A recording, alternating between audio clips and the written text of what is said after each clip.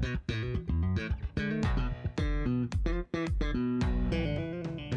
I want to share a tip with you on the importance of tracking your marketing.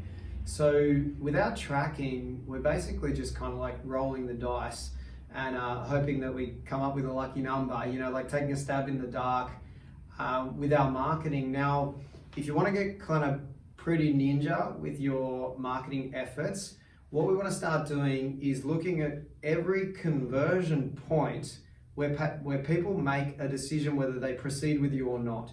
So a conversion point could be anything from a social media post, whether they like it, whether they click it. If you've asked them to click a link to go back to your website, that's a conversion point, whether they decide to proceed or not. Once they land on your website, a conversion point is whether they take a step towards a sale, like an inquiry or whatever step you have to move towards a sale, or if they're going to opt in to get some free information, exchange their details in return for some info.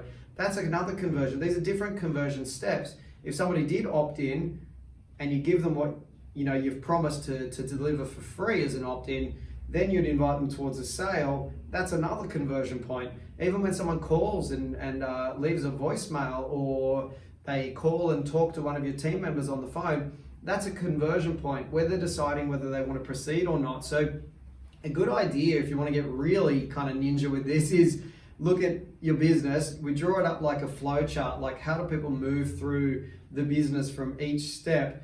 Every one of those is a conversion point. And then we start measuring at each conversion point, how are we converting? And often this can be a bit of a wake-up call, because usually people think they're converting much higher than they actually are. So if you looked at like your website, how many people are actually visiting it versus how many then go on to inquire, and often it can be quite shocking. And this is why you need other pathways set up on things like websites. It's not just move people towards a sale. You should have opt-ins set up. You should have funnels set up off those opt-ins. You should have remarketing ads set up. You should have lots of other stuff. Anyway, but the whole thing is, once you start tracking, it can be a bit of a wake-up call. You can see the reality, and then from there we look for each conversion point. Now we've got a number, and then we come up with ideas at each conversion point. What can we do to improve this number that we're getting? So we'll look over things. We're not at all times it's going to be able to like work on every single conversion point,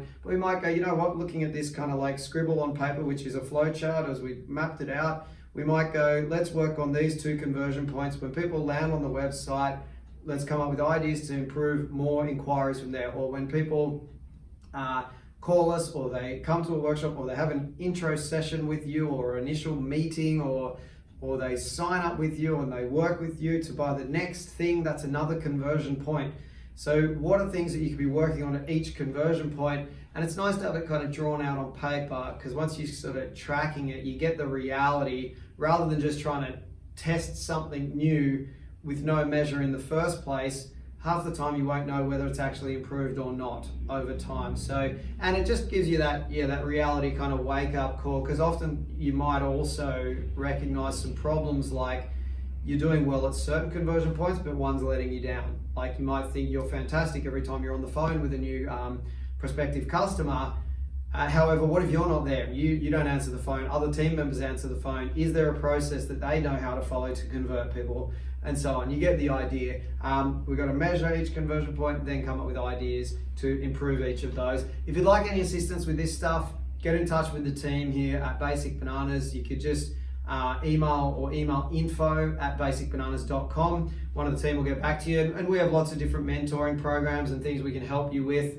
Actually, the Clever Bunch at the moment, our kind of flagship program, where we basically marketing mentoring program, where we work with business owners and marketers of small businesses to help you grow your brand and get more customers, has never been as easy to attend as right now. We're running sessions online as online meetings, and it's even more in depth than ever because we can all be connected. And you can be anywhere on earth. It's never been as accessible. We've had a group recently start where we have members from all over planet Earth in the same small group working together, and we're kind of working as the marketing mentors to assist them to transform and grow their brand even more, become the go-to in the industry and apply campaigns and strategies to just get more customers through the door, basically. Whether it's a product, service, business to consumer style of business, no matter the style of business. So that's the Clever Bunch program. Check it out. And those sessions are currently all being run by myself and Francisca, the two founders of Basic Bananas.